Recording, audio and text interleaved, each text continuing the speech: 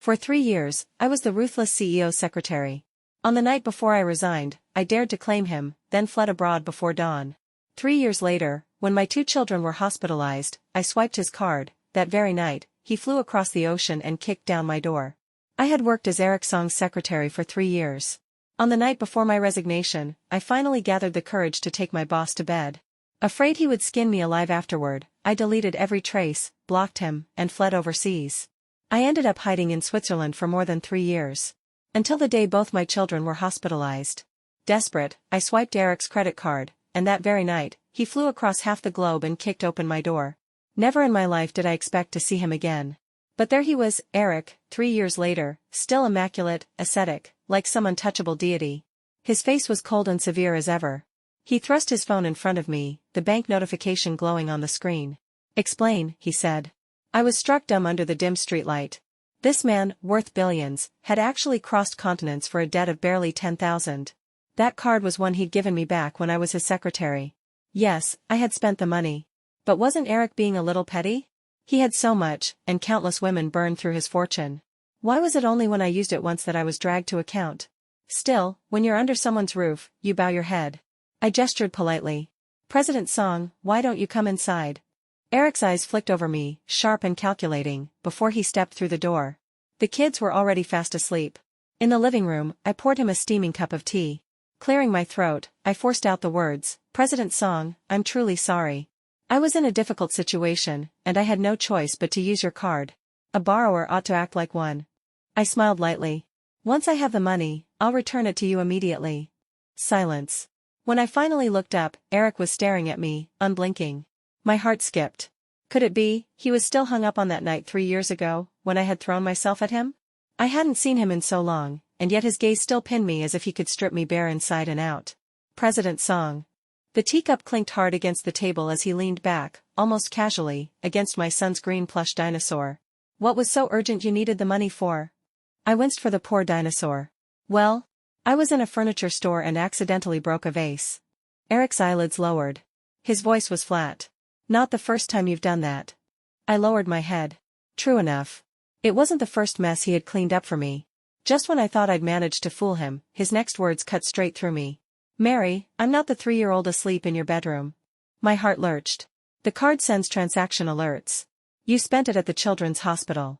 He suddenly sprang up from the sofa, leaning in close, his voice a growl. "You gave birth to my children behind my back."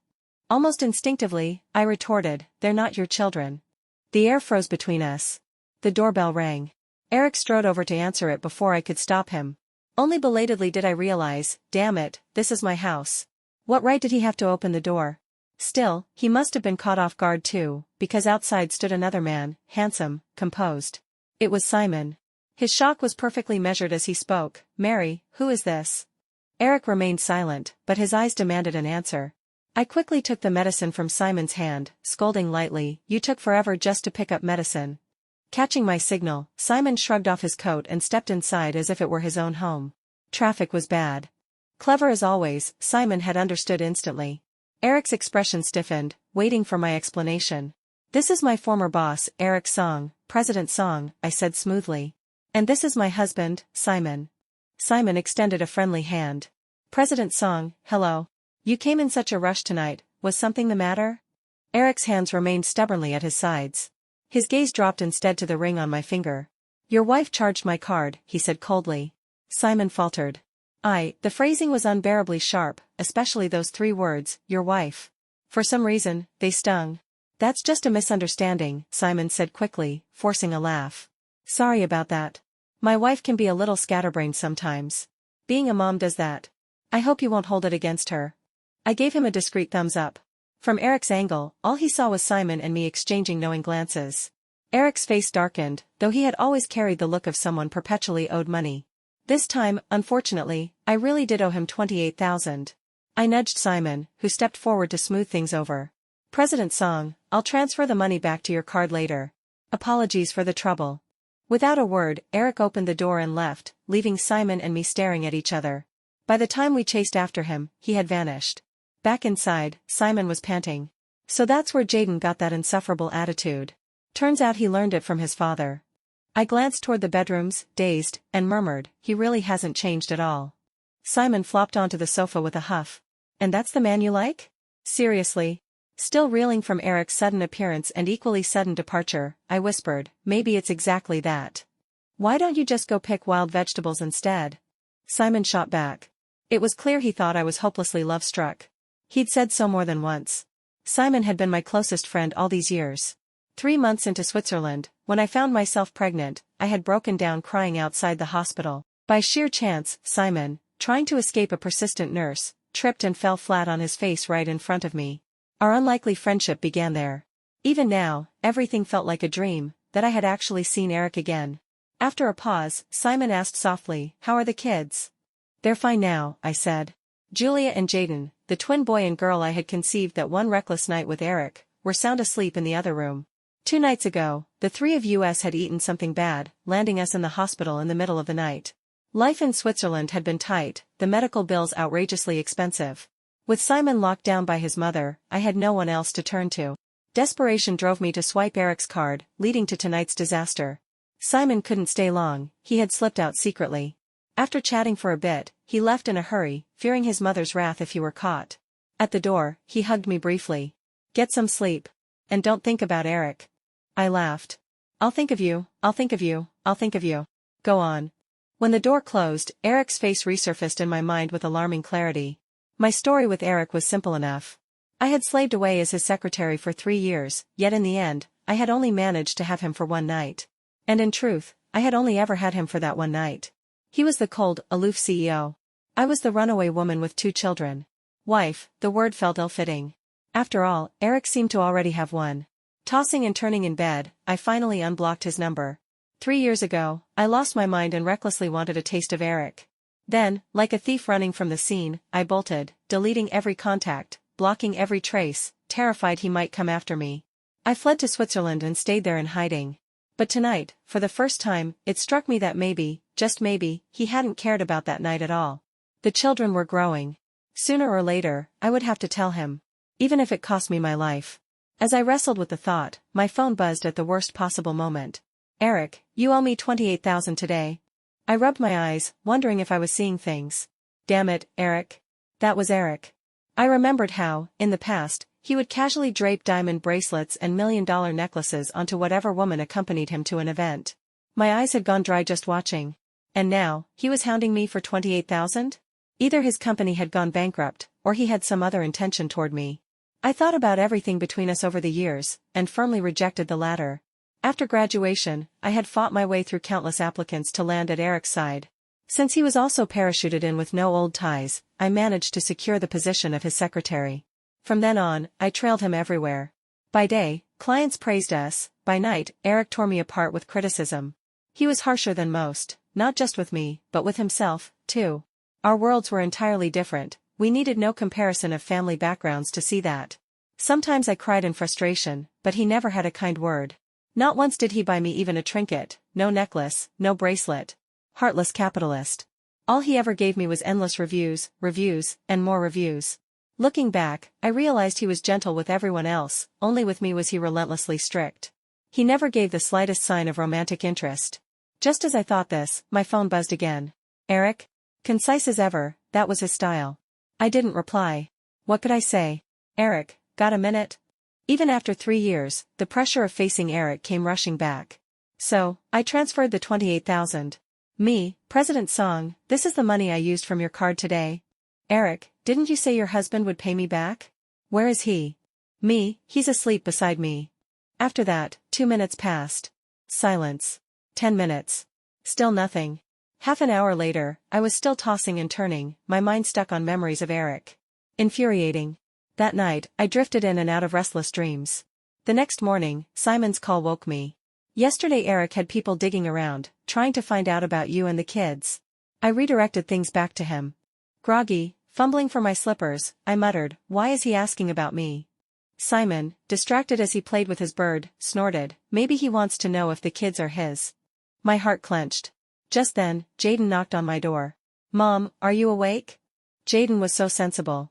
At 3 years old, I might still have been wetting the bed, but he already acted like a little adult, caring for me in ways beyond his years. If not for Julia, crying, fussing, eating like a normal child, I might have believed I was the heroine of a novel, giving birth to prodigies. Jaden handed me a glass of water, then carefully fetched this and that for me. Watching his intent profile, I suddenly felt dazed. For years, I had avoided any news of Eric. I didn't know which women had come and gone, which society heiresses still threw themselves at him, or which women cried sleepless nights because they couldn't have him. I had always known one thing: whatever happened, Eric and I were impossible. But the children were innocent. They weren't just the product of one reckless night, they were also my truest love. Bring me the rest of the things, I told Jaden. He settled on the carpet with a picture book, one from back home. His eyes stayed fixed, but he never smiled, brows faintly furrowed. In that moment, he was the very image of his father, brooding, solemn, a quiet fire burning in his chest. Bathed in the soft morning light, I stared at him a while before asking, Jaden, you and your sister have always wanted to go back to China, haven't you? Should we? He was startled, then light flickered in his dark eyes like scattered stars. After a long moment, he pressed his lips together and nodded. Yes. Genes are miraculous things. Psychology says character can change with the environment, but temperament is innate. Jaden's calm, steady air, his quiet seriousness, it was all Eric. The moment I decided to return, I felt lighter. The first person I told was Simon. On the other end of the line, he was silent for a long while, then cursed me for being heartless and told me to go dig wild greens to feed my kids. I only laughed. It's not like we'll never see each other again. My parents had divorced when I was young. Neither cared to raise me, so I grew up with my grandmother. Later, with no family left, I was left with only one true friend, Rachel. Rachel told me she couldn't pick me up, she'd been sent on a business trip. But she had arranged a place for me and the kids to stay. I didn't mind.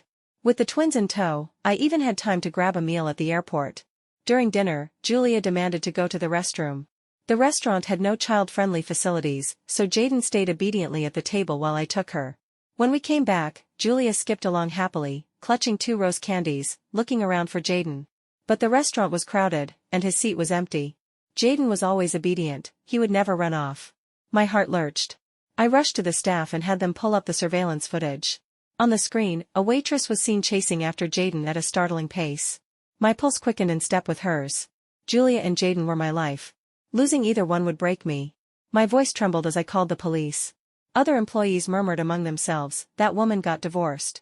Her husband and mother-in-law took her 2-year-old away, and within 2 months, the child died of acute leukemia. She never even got to say goodbye. As a mother, I knew what that pain must be like. And it made me all the more terrified for Jaden. When the police arrived, they brought me to a suspension bridge nearby. My eyes burned as I spotted Jaden, clutched in the arms of that waitress, standing dangerously close to the edge. Facing her was a tall man who looked strangely familiar. I couldn't hear what they were saying. I tried to rush forward, but an officer pulled me back, warning me not to act recklessly. I had no choice but to inch closer. The woman screamed, her voice raw, while Jaden's eyes rimmed with red. He was terrified, but not a sound escaped him. The man was speaking, low, steady, soothing. I couldn't make out the words, but it was clear he was trying to talk her down. Slowly, the woman's eyes seemed to lose focus. He edged closer, step by step. Then, in one swift motion, the man lunged, yanking Jaden from her arms and rolling across the ground with him. The police pounced immediately, restraining the deranged waitress. I ran to Jaden, who was still cradled protectively in someone's arms, tears streaming down his little face. It felt as if I had brushed past the gates of hell. My heart was hammering, ready to leap out of my chest. And then, at last, I saw the man clearly. Eric. My mind went blank. I couldn't even begin to wonder why he was here. Jaden, still trembling, reached out to wipe my tears. Mommy, I'm okay. Please don't cry. His tender voice carved another wound into my heart. Guilt consumed me for being such a poor mother. I clutched him tight. I'm sorry, Mommy's so sorry. As I sobbed, a warm hand landed on my head, moving stiffly down my hair. It's over, a deep voice said. I sniffled and looked up. Eric's face came into focus, handsome, chiseled like jade, though a cut marred his skin, likely from the rescue. His brows knitted ever so slightly.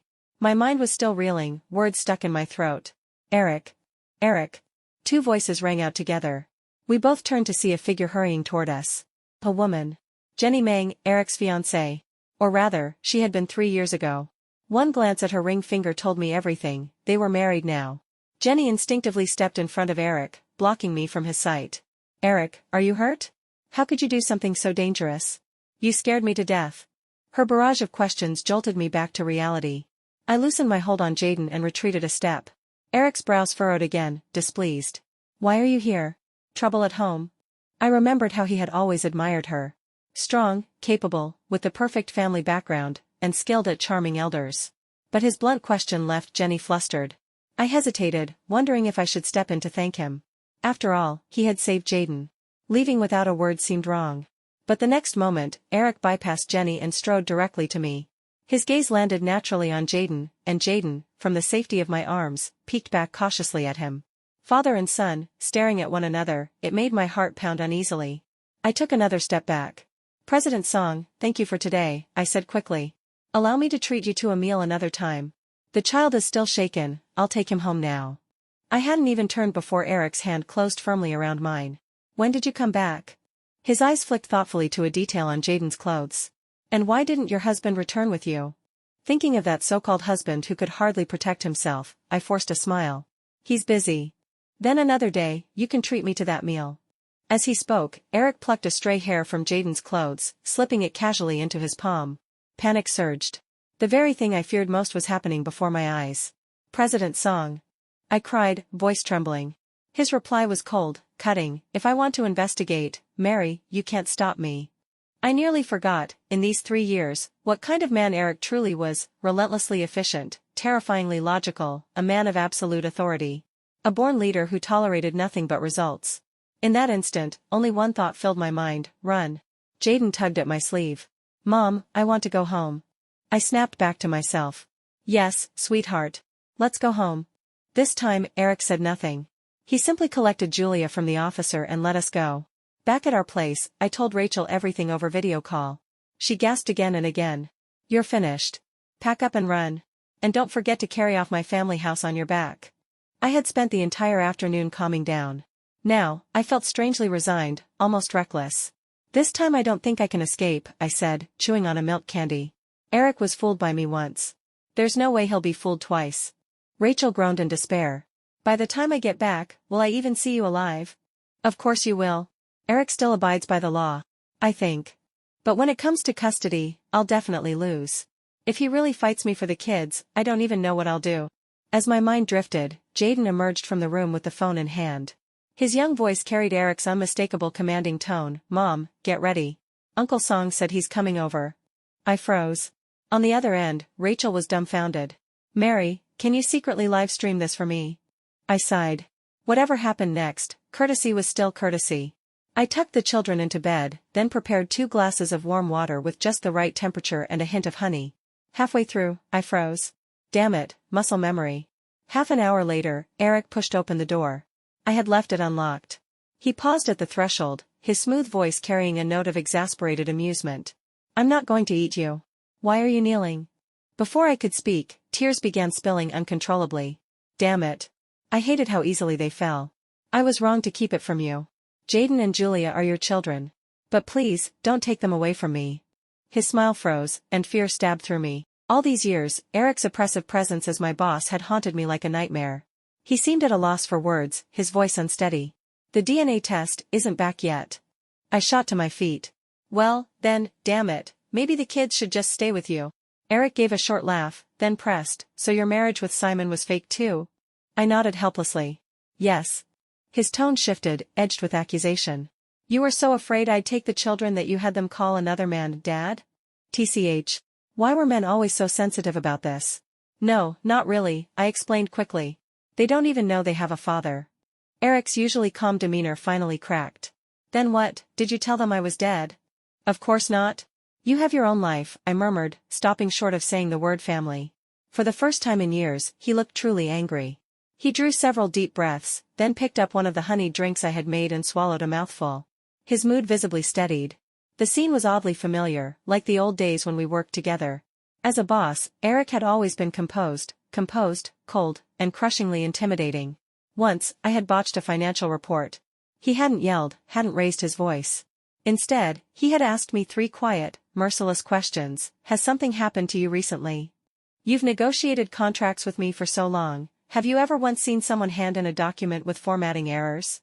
Do you realize that losing this project would cut every employee's year-end bonus in half? Just 3 sentences, and I was destroyed. I had always feared him, because he truly never made mistakes. Damn it, he didn't seem human at all. His voice dragged me back to the present. Staring into his glass, he spoke softly. Forget the children for a moment. Why did you run 3 years ago? Not running would have been the abnormal thing. That was not a conversation I wanted to have. So I tried to deflect. Do you plan to take the children back? If you don't mind, Eric cut me off, his tone firm. They'll stay with you for now. I won't suddenly take them away. What I want is for you to answer me, why did you run? I knew it. He still held on to that. Fine. If it had to be faced, I'd face it. I shut my eyes, steeling myself, and blurted, that night I dragged you to bed. I ruined your clean, innocent body, disgraced you all night long. How could I not run? Silence crashed down. After a long while, I saw his ears flush red. You knew, he stammered, suddenly lacking confidence. See? I had known this would be awkward. Yes. I was the one at fault. If you want, you can hit me, curse me, or make me pay compensation. I don't have much money, but... Eric's face darkened. First, I don't hit women. Second, I don't need money. Third, do you really see me as that kind of low, petty man? I sucked in a sharp breath. Honestly? Who can say? Then what do you want? I hadn't finished when I realized he was staring at me, gaze burning. Sirens blared in my head. Was he planning to use the same trick on me, to return insult for insult? Was Eric, too, like those men from the wealthy families, eating from one bowl while eyeing the pot? Had he learned their ways? I even thought of his dynamic with Jenny, which so resembled those high-society marriages where both partners went their own way. Lost in thought, I didn't notice my face betraying me until Eric's voice sharpened. What are you thinking about? I forced a dry laugh. President Song, you're a generous man. It's been years, can't you just let me go? He didn't answer. Instead, he pulled a cigarette case from his pocket, lit up by the window, and inhaled deeply. It was a fine cigarette, not acrid at all. But I remembered, Eric hadn't smoked before. The ember glowed red, then faded. When he returned, his voice was husky. Mary, 3 years ago, why didn't you wait the 2 months? We agreed. You promised me. That night, we parted on bitter terms. Digging up the past only tore us both open. Now, our relationship was nothing more than parents of the same children. He had his family, I had my life. What I never expected was that Eric, always so measured, changed completely after that night. Gone was the aloof, untouchable man. Time and again, he appeared around me, using the flimsiest excuse, to see the children. At first, Jaden and Julia resisted. Slowly, they warmed to him, began to expect him. Blood was thicker than water. It was around then that Rachel noticed something was off. From the looks of it, Eric's planning an affair with you. My head spun. Impossible. 3 years apart, and the ice-cold flower turned promiscuous. Rachel sighed. Damn it. Even he must have learned the tricks of that circle. I wanted to argue. Based on all the years I'd known him, Eric wasn't that kind of man. But I also knew, what's past is past. Once you're no longer in someone's present, they change. Human cells renew every 20 days. In truth, if you're absent for just a month, that person is no longer the one you knew. The Eric of today, I couldn't read him. I thought of Jenny's decisive, commanding nature. I thought of Eric's mother, stern and absolute. And I thought, I'm doomed. Rachel shook her head. Sweetheart, once I wrap up business, we should return to Switzerland. I don't worry about anything else. I worry about you. Eric is dangerous for you. She was right. We were impossible. 3 years ago, it was my wishful thinking. And now, even if he had thoughts, they'd only be for fun. But I would never interfere in another person's family. Rachel threw up her hands helplessly, but I knew she was right. My life was not something I could gamble away. I had already seen firsthand just how formidable Jenny could be. In fact, during my first year in Switzerland, I'd slipped up once. That was the one time, after a year of silence, when I called Eric. The call connected instantly. I heard voices, his new secretary asking him if she should send me a photo she'd found. Then came the sharp sound of glass shattering, drowning out the words.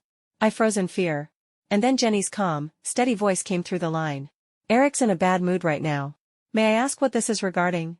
In the end, I hung up with a pitiful, wrong number. Of course it had been wrong from the start. But just before the line went dead, Jenny had caught my voice. Mary, is that you? She asked, her tone suddenly gentle. Next week we'll be engaged. For his sake, and the company's, you want him to be well, don't you? That night, burning with a fever of 38 degrees, I took care of 2 children who also burned with 38 degrees. From that night on, I no longer dared to dream of Eric. To avoid suspicion, I decided to go out at night. I left Julia and Jaden at home and went out for some so-called fun.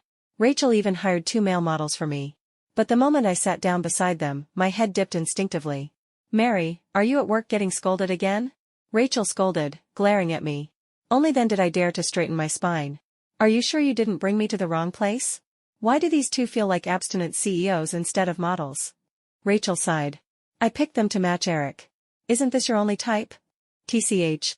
When you're young, you crave luxury. It's only when you downgrade your consumption that you realize the substitutes aren't so bad.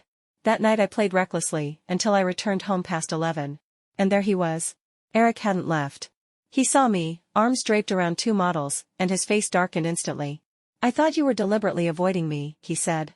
And because I had been drinking, that damned people-pleasing instinct surged up. I mean, do you want to join? If you want, you can take first place. See? Even drunk, I still put him first. Eric's pupils dilated, shaken. He had never seen me like that, never imagined being lumped together with male models. After a long moment, he asked, unwilling to give up, is this your answer, then? Yes.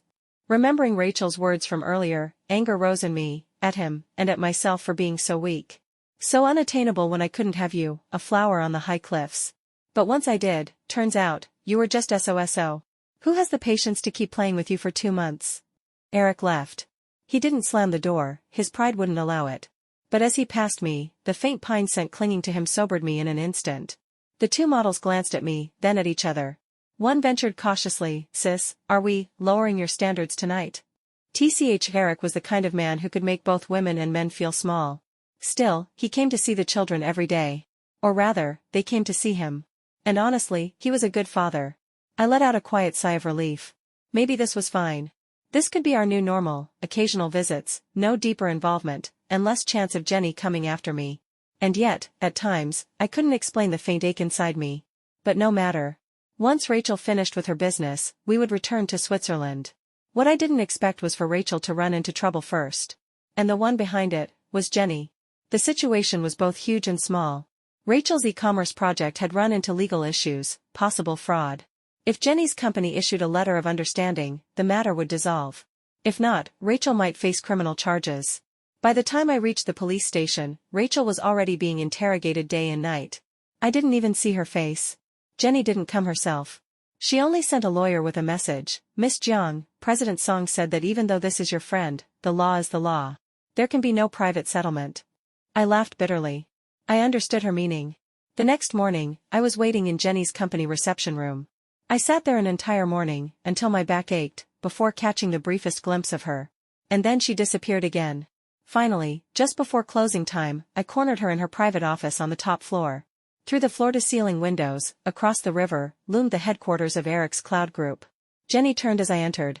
Eric used to mention you often, she said smoothly. He said you were sharp, capable, quick to understand. Someone who knows the right way to ask for help. I bowed my head. That was politeness, President Meng. In truth, President Song was always strict with me, his words full of criticism. My efforts never meant anything to him. It was the truth. Perhaps Jenny was simply overthinking, but the idea that Eric would describe me that way, I could never believe it. He said you were lazy, she added. That startled me into looking up. Do you know what it looks like when a man says a woman is lazy, with a smile? I couldn't even picture it. Eric, smiling like that? More likely she was imagining it. I think you're clever, Jenny said, cutting to the chase. So I don't understand why you dared to bear his children, and dared to come back. I had dreamed this exact scene in countless nightmares abroad, ever since that phone call. So my response came easily. There's nothing between us, President Meng. Not years ago, not now. We come from different worlds, I realized that 3 years ago. Soon, I'll return to Switzerland. This trip was only temporary. I have my life, and you truly don't need to worry. My friend is innocent. Please, let her go. To bolster my courage, my voice grew louder. Back then, Eric was only a passing thrill to me. And now? He's tedious. For a split second, Jenny looked startled. Then she studied me, before breaking into a smile. Her gaze shifted over my shoulder, her voice softening as she walked forward. Eric. You heard that, didn't you? My breath caught. I couldn't even turn around. Behind me, Eric stood tall and silent. He had heard it all.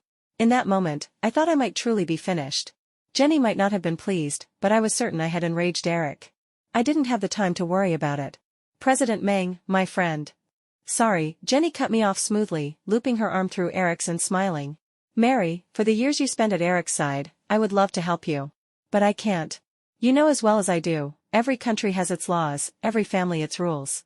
Then she glanced deliberately at the man beside her. Isn't that right, Eric? In an instant, I understood. By offending Eric, I had only given her license to be ruthless, to deny me even the smallest mercy. I had come here to humiliate myself, and worse, to watch them play the perfect couple before my eyes. Why torture myself? Better to leave early. Coldness swept through me. My steps quickened. But just as my fingers brushed the doorknob, Eric's voice cut through the air. Stop. Just one word, soft, but it pinned me in place. His tone carried that familiar exasperation. After all the negotiation skills I taught you, this is what you've learned? To bow and scrape? I spun around, meeting the dark depth of his gaze. My heart hammered. Eric. He shook off Jenny's hand with a flick of irritation. Jenny, how many times have I told you? Don't touch me. Before I could even adjust to this shift, under Jenny's unfriendly stare, Eric looked at me. Come here. And without thinking, I did. Muscle memory from 3 years of standing by his side drew me to him. The scene warped into something surreal. I stood beside Eric, Jenny stood opposite, her face stormy. And Eric, he clasped my hand, pulling me slightly behind him, shielding me like he had so many times before. He faced Jenny, his voice steady. You're free to refuse mediation. I know it's personal spite. But I met with the lawyer this afternoon and reviewed the case. Then he shot me a brief glance. Rachel hasn't broken the law. At most, I'll have her released on bail within 10 days. Still, I suggest you settle now. His tone didn't sound like a suggestion at all. If this blows up further, you can't guarantee some of your own company's dealings won't be implicated. Wouldn't that be a loss? I knew that voice, calm, assured, victorious. We had stood side by side in negotiations countless times. And I knew, then, that Rachel would be safe. But my mind was spinning. Eric and Jenny's relationship? His partiality toward me?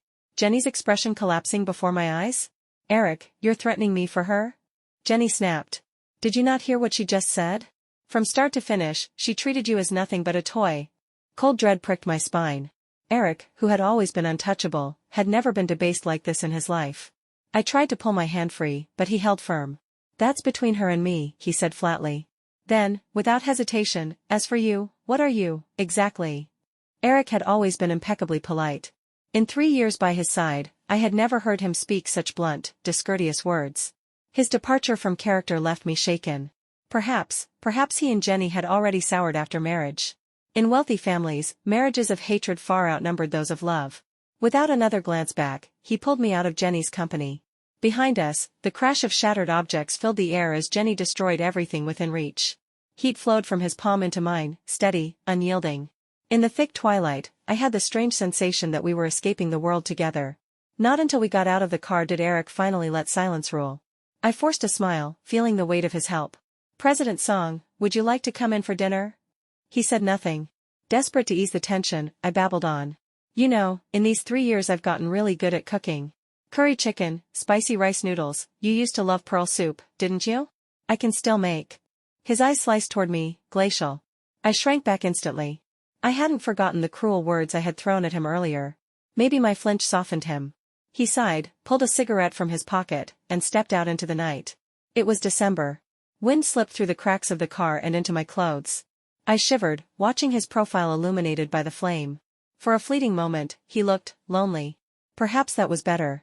Rachel had been right, Eric's pull on me was far too strong. Without him, I rarely thought of him.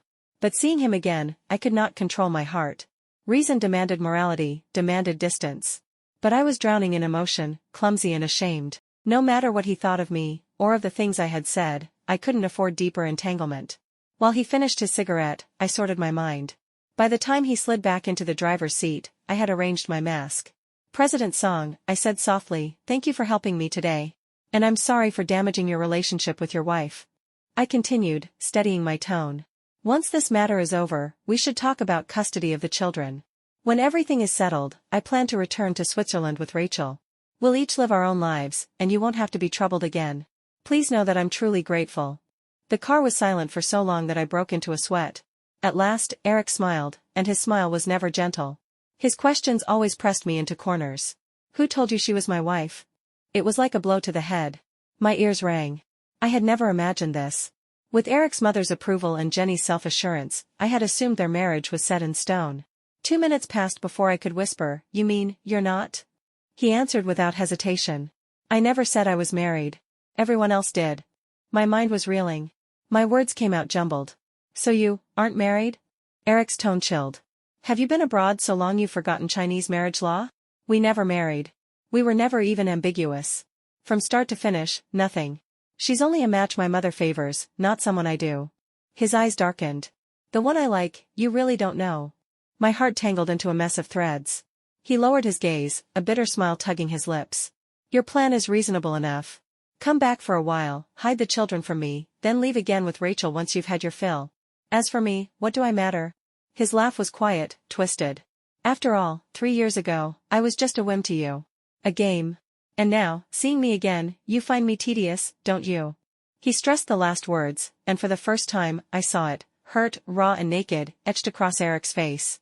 Eric, the man on the high cliffs, who had never shown such weakness, should never have shown it. My mind went blank. Words stumbled on my tongue. Those things I said, they were just. "So 3 years ago, when you promised to wait for me for 2 months, Eric's voice caught, barely audible, as if choking back something raw. Was that just something you said casually, too?"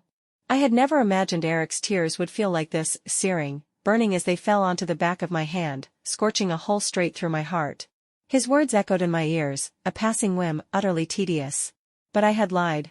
A man like Eric, with his sheer force of presence, could never be forgotten. Harsh as he was, Eric had advanced my career, cared about my life, given me growth. In truth, he had treated me better than anyone, too well. Loving Eric was something I had deliberated over for a long time, a compromise between my yearning and my insecurity. I still remembered that extraordinary night. After rehearsing 100 confessions, I finally let the words slip, trying to disguise the storm in my heart. After we reviewed the next day's schedule, I had blurted it out, fresh and vulnerable. "President's song, I like you." My courage vanished instantly. Eric had paused, then draped a coat over my shoulders. "Mary, could you wait 2 months? Just 2. Once the branch project is complete, I'll give you a serious, genuine, and proper answer." His tone had been so natural it left me flustered, even regretful of my reckless confession. I had agreed to wait, not as an empty promise, but because I believed I owed him that chance. Yet I had never dared to believe Eric could actually return my feelings. So I had trudged home, defeated, thinking my first confession had ended in failure. And within those 2 months, everything had changed. My longing, my stubborn hopes, had all collapsed into that one reckless night. So, did he mean he had liked me too? The question burned on my lips, but I couldn't voice it. Not now, not 3 years ago, had I ever dared imagine Eric truly liked me. My broken family, parents who abandoned me, I had grown up with scraps of affection. Sensitive, insecure, I never learned how to navigate relationships. Children starved of love often struggle to accept it, terrified of hurt, shutting themselves away. Eric, on the other hand, was a favored son of heaven. Born to a happy family, gentle, steady, well-educated, he was light itself. I stood in the glow of that light. And so, I chased it. For a moment, I was even tempted by it. Even poor, I wanted to dance in its brilliance. But inside me, my family had planted a seed called retreat. That seed grew with me, sprouting into coldness, withdrawal, mistrust. Part of me screamed, "Go. Ask him. Ask if he likes you as much as you like him." But another voice snapped back, "Stop deluding yourself. Haven't you humiliated yourself enough? 3 years, and you're still dreaming? Your world's apart, wake up." In the end, I was still a coward. Flustered, I reached for the door. The kids must be hungry. I should make them dinner. I needed time. Maybe a day, 10 days, a month, time to rebuild my defenses before facing Eric again. But before I could move, I heard the lock click. The car door sealed shut. When I turned, Eric was already leaning in. His voice coiled around me. "I had my secretary take the kids home. They won't go hungry." That brief moment of fragility had passed. Now, Eric's eyes burned with something almost obsessive. "Tonight, Mary, I need an answer. Your words from this afternoon keep replaying in my head. I won't sleep unless I hear it from you." He leaned closer. The air in the car thinned. "Lately, I've been afraid of pushing too hard, scaring you away again. So I held back." He gave a wry smile. "But you're still trying to run. 3 years ago, when you confessed, I should have answered immediately. I regret it every day. I know, I failed to give you a sense of security." His warm hands cupped my face. His voice slid straight into my heart. "So tonight, I'll answer first. I like you, Mary." I had never seen his eyes like this, raw, blazing, unflinchingly sincere, all for me. That night, maybe you don't remember. But it was me who took the first step. And how much I wanted you. The truth is, you liked me, and I had already liked you for a long time. Tonight, I want your answer, calm, honest, complete. If you truly mean it, if you truly think I was just a whim, that I'm tedious, then walk out that door, and I, Eric, will never trouble you again. His words rang like a vow. Tell me, Mary, do you like me or not? He was too direct, too fervent. I couldn't withstand it. Because this was what I had always craved deep down, to be loved with fire, with violence, with devotion until death. The heat in my chest rose, tears threatening to spill. A strange sense of grievance flooded me, so overwhelming I could barely breathe. I wanted to cry. I didn't even know why. Stubborn, I choked out, I don't like you. I said I don't like you one bit. The next instant, his arms crushed me to him, a sigh breaking from his chest. You do, Mary. His voice was steady, certain, magnified in my ear. You love me. You hide it behind stubborn words, but you love me. You carried my children, named them Julia and Jaden. You endured everything. Tell me, how could you not love me? In this wide world, I'm the one you love most. Aren't I? At last, I let the tears fall freely. I love you. His reply was soft, resolute. And I love you too. Only you. Always you. When Julia and Jaden came home, it was already 10:30. Julia ran into my arms, but Jaden's sharp eyes flicked between us. Mom, why is your mouth swollen? Julia asked. Before I could answer, Jaden tugged her away, while Eric came out of the kitchen carrying hot milk. He kissed me naturally, like it was the most ordinary thing in the world. Back to bed, he told the children. Hiss. It was just me and the kids, staring at each other. How could he act so natural about everything? Rachel was released 2 days later, much faster than expected. She burst into the house full of energy, only to find her favorite spot on the sofa already claimed by Eric. Julia and Jaden rushed over to cuddle against her. She kissed them both, then ground her teeth. Damn it. I'm gone for 2 days and you've already betrayed me? Fine, I'll retreat and cook dinner for you, princess, in honor of your return. Bah. She huffed with mock pride. 3 people in this house with the surname Jiang, and one about to be, what family do I belong to anymore? Eric lifted his eyes from his laptop, voice lazy. I hear you were doing well in detention, up at 6, lights out at 9, reading and studying. Even had your eye on a handsome inmate? Rachel was about to retort. What's this? Got his number? Eric shut the laptop, smiling faintly. Barely acquaintances, Rachel shot back, then dove into my arms, hugging me tight. My sweet darling, heaven and earth bear witness, we're like real sisters. You're a Jiang, so why am I not? Damn it, unfair. So much for pride, she had simply never been tested. TCH, women really could change in an instant. That night, Rachel and I lay on the same bed. She cried with dramatic relief. Heaven has eyes. I almost misjudged Eric. Turns out he's actually a good man. I snatched her phone away, and sure enough, the handsome inmate had already accepted her friend request. But her smile faded slowly. Can you two really be together smoothly? With his kind of family, I'm afraid you'll be wronged. And 3 years ago, why didn't he accept your confession then? Why wait 2 months? Did you ever ask? Don't let love cloud your head. Don't forget reality. I turned off the light. In the darkness, I felt even more awake. Go to sleep. I'm tired. Rachel was right. What stood between Eric and me wasn't just 3 years. We had countless problems unresolved. He no longer asked what had happened back then, perhaps because he already knew. Eric had always been too sharp. The next morning, to my surprise, Eric was waiting downstairs. Don't you have work? I asked. He handed me a bouquet of red tulips. Took the day off. A neat bundle of 21 stems. My palms went damp. What is this for? Bathed in the soft glow of morning, he smiled dazzlingly. What's a confession without flowers? Red tulips, passionate confession. Yesterday was unplanned. Today, I'm making it right. My heart thudded wildly. I turned to go upstairs to put the flowers away, but he caught my hand. No rush. First, I'm taking you somewhere. He tugged me into the car. On the way, I asked, where to? He took one hand off the wheel to hold mine. To see my mother. My flinch did not escape his notice. The Song family estate was in the suburbs. By the time we arrived, it was nearly noon. I lingered in the car, reluctant to step out, until Eric took my hand. I didn't sleep at all last night. As he said it, I noticed the dark circles beneath his eyes. I kept thinking, maybe I was too harsh with you as your boss. Maybe my family was too complicated, giving you no sense of security, making you fearful, making you run. I'm sorry. But I want you to know, this love isn't just you running toward me. I've been running toward you too. Not only today. 3 years ago as well. So don't be afraid. Trust me. This time, I will make it right. So he did know what had happened 3 years ago. I remembered when I had just graduated, joining Eric's side. Our first contract negotiation together, he was a parachuted newcomer, and I was green and trembling at the door, clutching the file with shaking hands. Eric had noticed, draped his coat around me, and said the very same words, "You only need to do what you've prepared. Trust me." That day we won our first battle together. And in the battles that followed, my trust in him grew far beyond reason. It had become a bone-deep habit. My eyes stung as I looked at him. Slowly, I reached for his hand. Meeting Madame Song again still chilled my back. She was the picture of warmth and grace, but I had long since learned, warmth did not mean the absence of pressure. A week after Eric's confession, she sent me an invitation. I had imagined all kinds of scenarios, a slap across the face, a $5 million check, a warning to stay away from Eric or be blacklisted forever. But none of that happened. She kindly explained the differences between teas, praised my work, thanked me for standing beside her son. She bought me designer dresses worth a fortune. I was flattered, even delighted. Growing up, I had never received maternal affection like this, and from the mother of the man I loved, no less.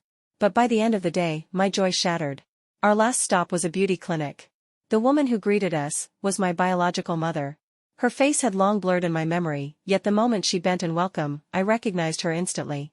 Perhaps it was the clinic's first time receiving such a wealthy client. Or perhaps Madame Song was simply generous. This video is an original work of the YouTube channel Romance Grove and is published exclusively on this channel. Please don't re-upload or share it on other channels. As we entered a private room, Madame Song said casually, "Make sure to take good care of this pretty young lady." And then my birth mother turned to me with a smile I had never dared hope for. That gentle expression, I hadn't even dreamed of it. But I couldn't forget her disdain when she abandoned me. I couldn't reconcile that memory with the meticulous, smiling woman standing before me now. She patiently asked about my feelings, cared about my comfort, drew me into casual conversation, and whispered gentle reassurances. Under her coaxing, I forgot reality. I became again that 6-year-old girl, simple-hearted, desperately longing for a mother's love. I told her nearly everything about my unhappy childhood, running a fever of 39 degrees while clinging to a madman on the street, refusing to let go, even as others mocked me because the way he called my name sounded like my father's. At 8 years old, following a figure I thought looked like my mother, only to be tricked and beaten half to death. When I returned, I stayed silent for 2 months. At university, bullied so badly I once thought of giving up on life. By then, Grandma was gone too, and I was left completely alone. Life had never been stingy with suffering. It had given me more than my share. Deep inside, perhaps I still held a fragile hope, that maybe, somehow, she would recognize me. That she would feel pity for me. That maybe she had once regretted leaving me so cruelly in that snowy winter, when I was only 6. But, no. When the service ended, so did the tenderness. Her parting words were, "Miss, if you're satisfied with the service, you're welcome to come again next time." And at the door, unbeknownst to me, Madame Song had been watching my sordid past unfold. She finally laughed. "Who says money can't buy love?" In that instant, humiliation surged through me, burning my cheeks. I finally understood, she had been playing with me all day. Like in those Cinderella dramas, pairing a prince with a pauper. Only here, she had used money to measure love. How could she? But why not? With enough money, love could be bought, and taken away. A mother's instinct hadn't made my birth mother pity me, but money had. For those who spend their lives struggling for scraps, love is hardly a necessity. As for leaving Eric, she hadn't tried to dissuade me. She only showed me, viscerally, what class was. What family background meant. What love looked like for the poor, and for the rich. And I realized, I wasn't as brave as I had believed. Drawing myself back from memory, I remembered, this was actually my second meeting with Madame Song. She was still gracious, still warm, but her eyes never lingered on my face. She asked Eric, "So this is your decision?" At my side, he nodded. "Yes." And then I felt it, the strength of his grip, the unspoken promise in it, there would be no one else. For the first time, her kindly face twisted into something sharp, mocking. "You love her so fiercely. But do you really think her love for you is just as steadfast? 3 years ago, I tested her ever so slightly, and she fled abroad. Life is long. How many trials will you face together? Are you sure she is the one who can stand by your side for life?" 3 years had passed, and she was still as piercing as ever. And hearing her words, I asked myself, was I really the one who could walk beside Eric for a lifetime? I was insecure, timid, sensitive, selfish. My love had always been barren. 3 years ago, I hadn't withstood the trial. Would I fare any better in the future? Perhaps sensing my cold fingers, Eric tightened his grip. He gave me a small smile, as if to say, "You don't need to be tested. I already know. You are more than worthy of my love. You don't even realize how good you are." Then his voice rang firm. "Why do you think love is something to be tested?" The words struck like a bell. It was as though the heavy fog of winter finally lifted before my eyes. At its end, I saw Eric's gaze, bright as spring. "I never expected you to accept her at once. 3 years ago, I only asked you for a chance that wouldn't harm our bond as mother and son. You promised me. 2 months, I asked. 2 months to prove that she was capable. When the branch project was done, I gave it to her. I believed she could handle it. But you broke your word. You went behind my back, pressured her, sabotaged our relationship. Today, I came here to make sure it doesn't happen again." I stared at his handsome profile, stunned. All this time, without my knowing, he had been planning so much for me. Madame Song still persisted. "But she is simply unworthy of you." The words fell like a death sentence. Eric's reply was calm, unwavering. "Love isn't about worthiness. I've always known she is extraordinary. That's enough." He rubbed his thumb over my fingers, a trace of impatience in the motion. "I came today to tell you my decision. Whether you agree or not, it's my life. I have the right to choose it, and I have the strength to bear whatever consequences. That's all I have to say." With that, he took my hand and strode out, leaving me staring at him in dazed wonder. This time, I truly felt like I was escaping the weight of the world. Just him and me. As we reached the door, the crash of shattering porcelain rang out behind us. Gentle Madame Song had smashed her most treasured set of tea-ware. Eric turned back, his voice reverberating through the vast hall. "And one more thing, Mother. Love isn't for testing. It isn't for measuring who gives more or less. Love is my own emotion. Whether she loves me more or less, it doesn't matter. All these years, you've tried to test Father, to test your love. But it wasn't that he passed the test, it was that he loved you enough to endure your doubts and suspicions. That's all. In truth, nothing in this world can withstand endless testing. Love should be treasured, protected, because it is a beautiful thing." My eyes burned with tears. Eric was still that light. Even outside, by the car, he looked at me with sudden worry. "Did she hurt you again?" "No." I rose on tiptoe to hug him, still feeling as though it wasn't real. When happiness comes, it makes tears flow even more easily. He brushed them away with his thumb, sighing helplessly. "What am I going to do with you? How could it not be good? Everything is perfect. After drifting for so many years, my soul finally has a place to rest." When we returned home that night, Rachel had already taken the hint and packed up all her things to leave. And Eric, always quick to seize an opportunity, moved in half his belongings within the hour. Watching Julia and Jaden cheer with delight, I couldn't help but feel that maybe I'd raised them in vain. By evening, he was even more shameless. He climbed into bed as naturally as if it were his own, slipping beneath my covers. When starlight scattered across the night, his arm was already draped around me. But under the warm lamp glow, my fighting spirit flared. "I'm going back to work." Eric sighed, who knew how many times by now. "What a terrifying woman. How did I never realize before how ambitious you are?" Tears welled in my eyes. "Eric, you were brave for me. This time, I want to be brave for you. I want everyone to know my love isn't cheap." He chuckled softly, tucking the blanket around me. "Do other people's opinions matter that much?" Tracing his brow with my fingertip, I whispered, "It's not about proving it to them. It's about proving it to you, that I love you just as much, and I'm willing to be brave for you. Besides, you know me. I've always been ambitious too, just like you." And suddenly, I understood. His harshness, his demand for 2 months to prove my ability to his mother, it had all been so that I could be Mary freely, not just Eric's girlfriend burdened with expectations. After a long silence, he smiled. His smile was always beautiful.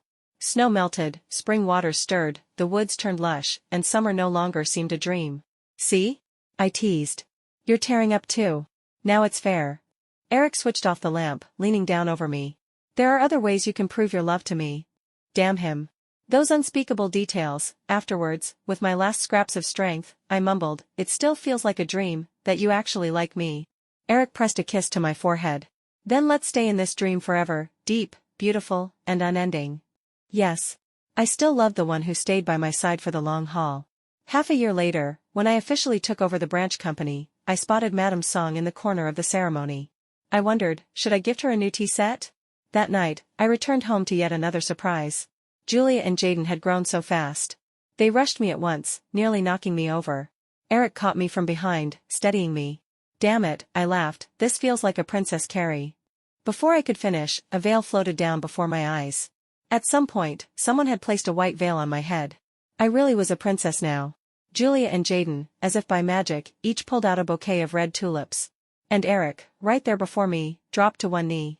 Holding up the pearl ring I loved most, his voice broke with emotion. Mary, I'm 30 now. Thanks to you, I have children and a successful career. The only thing I'm missing is a wife. He drew a deep breath. So will you marry me? I was overflowing with happiness, so much that tears spilled down my face. Yes, I whispered, nodding. Ever since I met you, I've never wanted to marry anyone else. From the moment I met Eric, I had been grateful to fate. In this vast world, how could there be a man who loved me so deeply, and understood me so well? He knew my insecurity, my cowardice, my sensitivity, my selfishness. He saw it all, and still looked me in the eye to say, I don't believe your denials. I don't believe your hard words. I don't believe you don't love me. You like me. You love me. I'm the one you love most. I had tried to retreat, but he gave me courage. And finally, I learned to express my love with bravery, yes. In this world, I like you most, I love you most. And I'm worthy of your love too. From then on, I no longer feared the light. I no longer resisted it. Because someone had seen my past, known my shadows, yet still chose to look toward spring with me, and to promise me springtime mornings. Love, how precious it is. It makes us brave. So I wish you all, may you be brave, too.